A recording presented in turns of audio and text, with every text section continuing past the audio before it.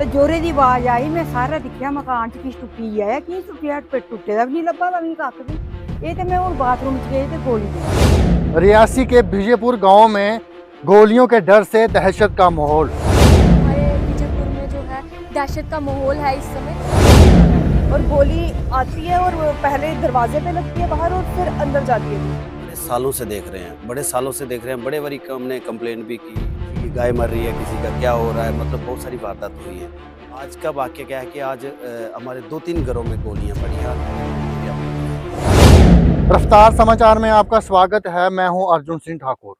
बीजेपुर गांव में आज सुबह 11 बजे गोलियों की बौछार हुई है।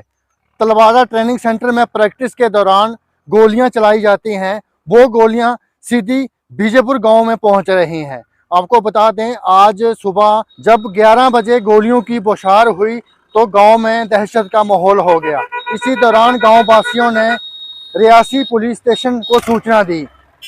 रियासी थाना एसएचओ विजय शर्मा द्वारा जायजा लेने के बाद चल रही गोलियों की प्रैक्टिस को बंद करवाया गया।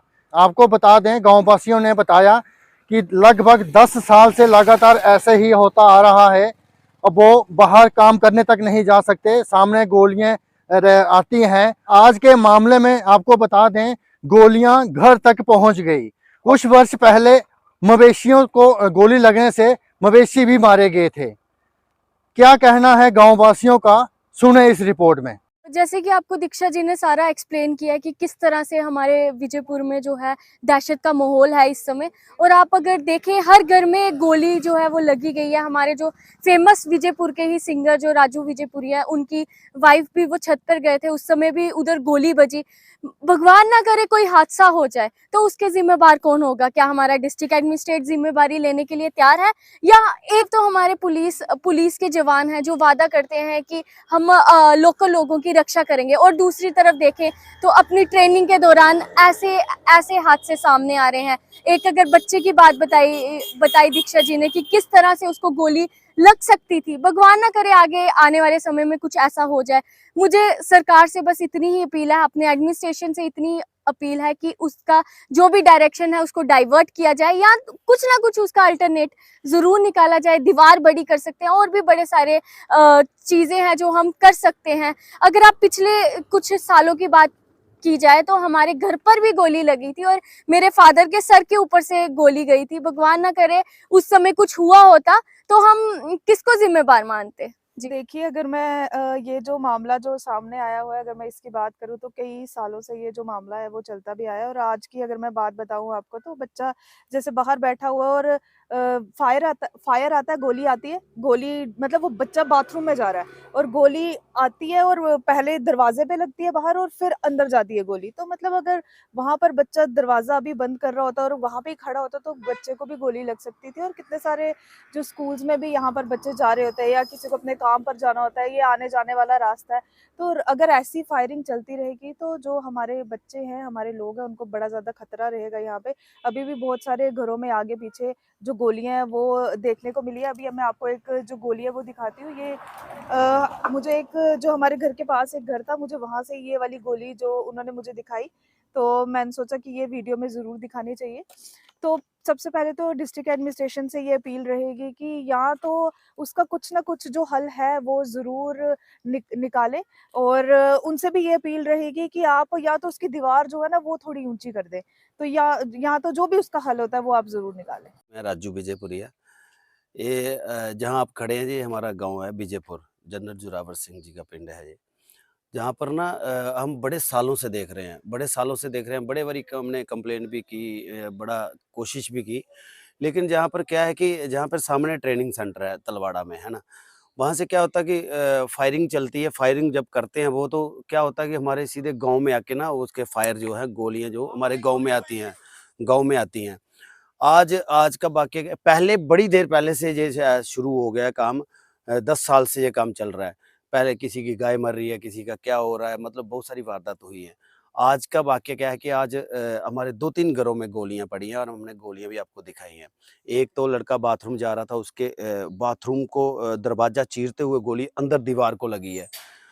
हमारा एक मतलब घर, पूरा जो गाँव है पूरा डरा हुआ है, सहमा हुआ है। हमारा आने जाने का रास्ता है ये, मतलब सारा गांव ही परेशान है, हमारे गांव में पूरा डिस्टर्ब है, पूरा पूरा गांव, बच्चे बाहर निकलने से डर रहे हैं। तो मेरी ये रिक्वेस्ट है, ये विनती है कि ये इसको थोड़ा सा या तो इसकी डायरेक्शन चेंज की जाए, जो इनका ट्रेनिंग सेंटर है इसकी डायरेक्शन चेंज की जाए, या तो इसकी दीवार जो बनी है उसको और थोड़ा ऊंचा क्या लगता है आपको कि ऐसा लगता है कि आज मैं आपको मॉर्निंग की बात बताता हूँ। मेरी वाइफ छत पे जा रही है और छत पे कपड़े सुखाने के लिए जा रही है। तो जैसे कपड़े सूखने के लिए उधर डालने थे तो वो पीछे से शी करके गोली निकली और हमारे बेड़े में, आंगन में ना एक आम का पेड़ है। जब आम के पेड़ को लगी और वहां से ना पूरी वो आम की टहनी ही नीचे गिरी। तो मतलब कहने का कि ये है कि हम तो चलो बड़े हैं, चलो अंदर बैठ सकते हैं, बच्चों को कौन रोकेगा, कितना कितना रोकेगा। इसे रिक्वेस्ट है, हमारी ये रिक्वेस्ट है कि हमें नहीं पता कहाँ से ये गोलियां आ रही हैं, कैसे आ रही हैं। ये पता है कि ट्रेनिंग सेंटर है सामने, है ना। उनको अपनी ये डायरेक्शन अपनी चेंज करनी चाहिए, हमारी ये विनती है हाथ जोड़ के। बहुत सारे लोगों के जान पर घायल हो रहे हैं।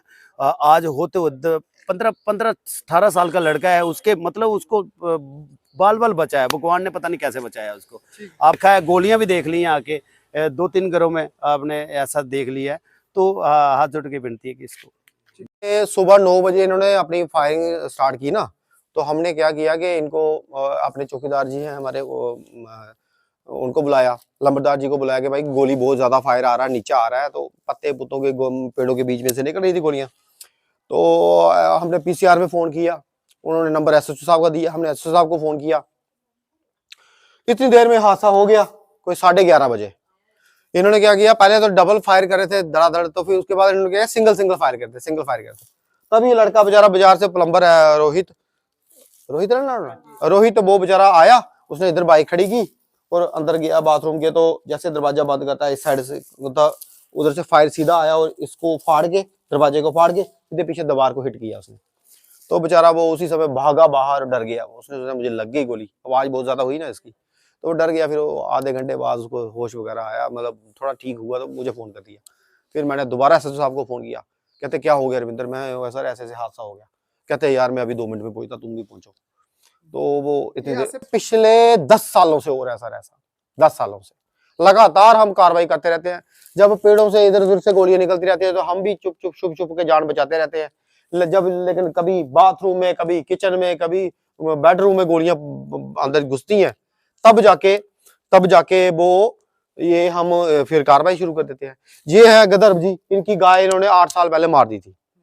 तो तब भी हमने बड़ी कार्रवाई की थी, बड़े हमने एफआईआर की है, सब कुछ किया, फोटो भी निकाला हुआ है इन्होंने। इनको 1 रुपया दिया नहीं और 6 महीने गाय अंदर तड़प के मर गई इनकी। एक गाय हमारी नीचे एट अ टाइम ब्रस्ट होके मर गई, वो तो सीधी ब्रस्ट हो गई, पेट की उनकी आंतड़े बाहर आ गई थी। तो वो भी हो गया था तब भी। रुआ रहे ਤੇ ਜੋਰੇ ਦੀ ਆਵਾਜ਼ ਆਈ, ਮੈਂ ਸਾਰਾ ਦੇਖਿਆ ਮਕਾਨ 'ਚ ਕੀ ਟੁੱਟੀ ਆ, ਕੀ ਟੁੱਟਿਆ, ਟੁੱਟੇ ਦਾ ਵੀ ਨਹੀਂ ਲੱਭਾ, ਵੀ ਕੱਖ ਵੀ। ਇਹ ਤੇ ਮੈਂ ਹੁਣ ਬਾਥਰੂਮ 'ਚ ਗਈ ਤੇ ਗੋਲੀ ਵੇਖ ਲਈ।